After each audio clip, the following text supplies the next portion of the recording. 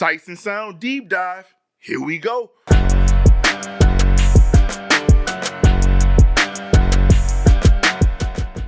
What up, YouTube? You know who it is, and we back to take a deep dive into sights and sounds for College Football 25.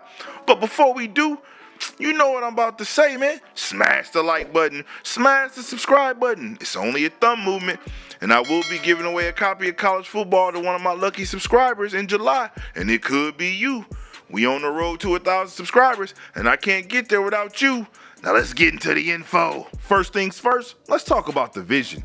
The vision that they had creating college again was every team is someone's favorite team, and that's a fact. So they just wanted to focus on presentation and have as much detail as possible to give every user that same feeling they get every Saturday when they watching their favorite team, man, and I agree with that. So let's talk sights and sounds in the run out. They wanted to make sure that every team had their unique pregame ritual recorded so you will feel the authenticity of your favorite team, and I like it.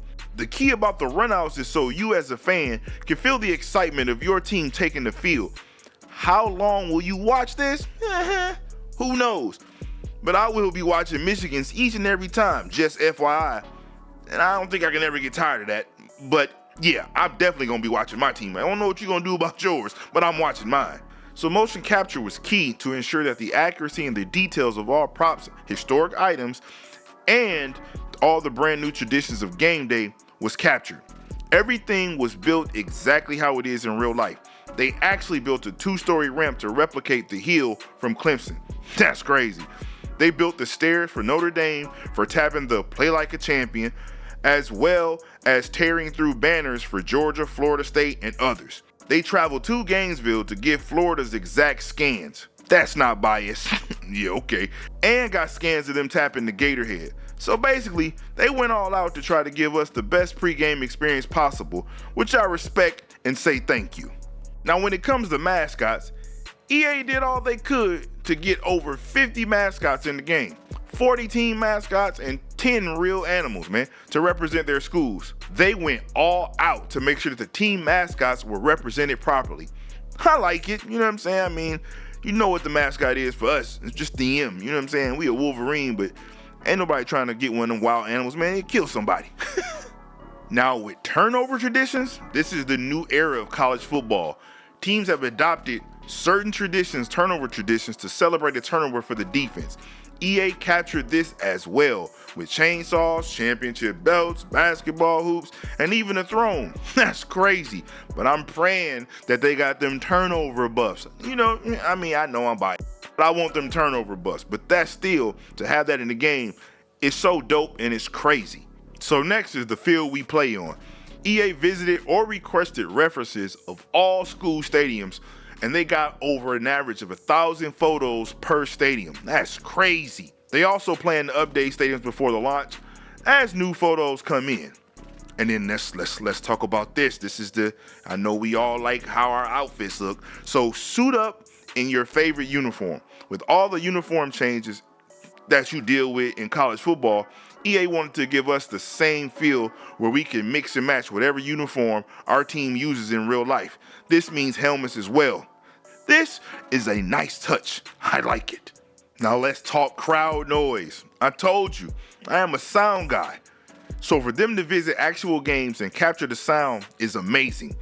Michigan is one of the schools they captured along with a few others, but I think that this is a nice touch because now we just won't get we actually get a live breathing crowd that is going to be chanting what the actual teams are on the field. I like that. And also with crowd noise, that's a big thing when it comes to college football. You have to have that. And then they went with crowd themes, another dope addition that they captured. Like the whiteout game for Penn State, I can't lie, I think that's dope. It's the attention to detail that seems to really separate this game. And I pray they had that same laser focus on gameplay. Now, dynamic attendance? This is crazy.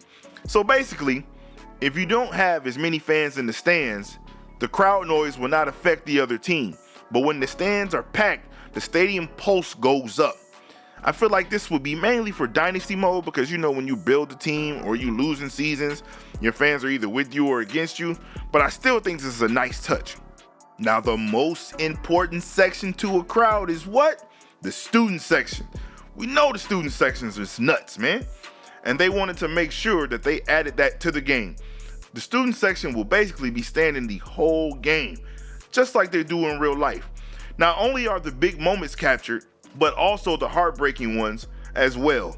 So basically what that means is when they're on that high and you do some miraculous play and you score or whatever, you get the first down, they gonna go crazy and they gonna pan to them and show them.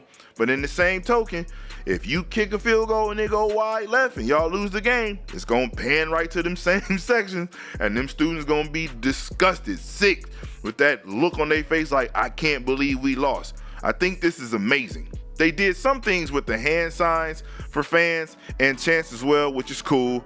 We already know that they got the most iconic voices in the booth to call the games with Kirk Herbstreit and Chris Fowler. So they'll be calling all the Game of the Week games, right? But then they got Reese Davis, Jesse Palmer, and David Pollock. They'll be calling the other games, which I still think is dope because you got two different announcers basically for depending on what game you're in. I think that's just a nice touch. Now let's talk displays. It's called Pippin Game Flow. They have created this new look to give us information in real time as the game is being played. It will be displayed right when you go to the screen, like where you're picking your play. It's going to be displayed there. You know what I'm saying? And it's going to have things like the stat comparisons, impact players, ranking of conferences, media, and coaches polls, and potential playoff brackets. Also with the wear and tear and your field goal kicker's range and much more. I think that's dope so that you know what your kicker can do or can't do instead of you trying to guesstimate it like you do on Madden, right? But I still think that's a nice touch to the game. It just got a lot of things that just give you some type of authenticity that you play in college because you do get a lot of info in college and you also get updates about what everybody else is doing. I think in Dynasty, that's going to be key right there. All in all, for what we just went over, they have done a lot to give us the best college football experience possible. I love everything that was added, but the key is still going to be gameplay because that's what truly makes or breaks a game. I feel like they got it right, but we will see for sure in a couple of weeks. If you like the content, don't hesitate to subscribe to the channel so you won't miss out on any information that comes out pertaining to college football. And if ain't no one told you they love you today, man, just know that Jesus loves you. Peace and love.